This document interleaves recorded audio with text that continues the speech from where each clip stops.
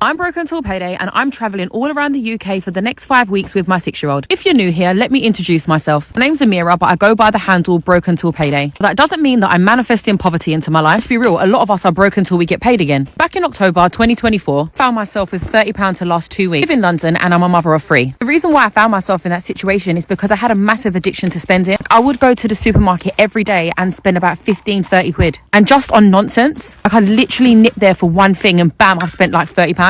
I started the series Broke Until Payday and it became about running down the fridge, freezer and the cupboards. I've helped a lot of you to adopt that mindset as well. If you guys were here from the beginning, you knew I had some goals set aside. One thing about me, I'm going to achieve my goals. So in those 10 months, I had a plan to save 10 grand. Not like, oh, I can see 10k in my account. But I needed to buy a car because I've been planning this trip for some time now. Also needed to pay off my debts, which I did. Most of them anyway. Tell you what else happened. In those 10 months, my credit score went from like 140 to nearly 800. For once in my life, I actually have a little bit of money in my bank. Not anything to sing and dance about, but do you know what I mean? A page isn't about glorifying being broke. It's my handle when it gets your attention. Well, listen, Alison Hammond followed me the other day. Do you know how insane that is? I nearly capped myself. I couldn't believe it. I was on the phone straight to my mum in it, telling my mum I was on FaceTime. I was like, oh, you're never going to believe who's following me.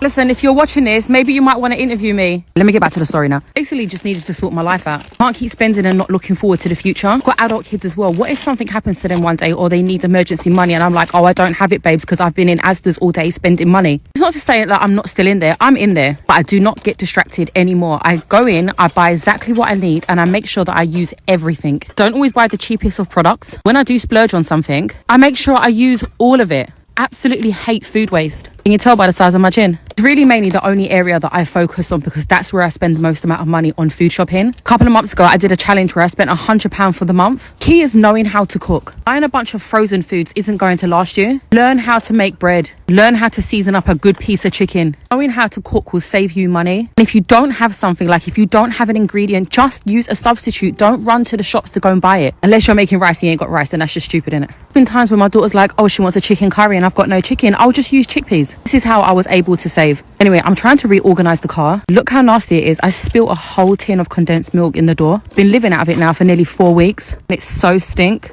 There's toothpaste all over the doors. Ketchup. I think that's some egg as well down there. Keep collecting books on this journey. Do you think I've read any of them? I don't know how I'm going to get all this stuff into my home after either. Like the front seat has become her bedroom. Oh, it's just chaos. We really are having a lovely time. We're currently in Wales. And this is what it's all about. Look at this. Just pure joy. I love it.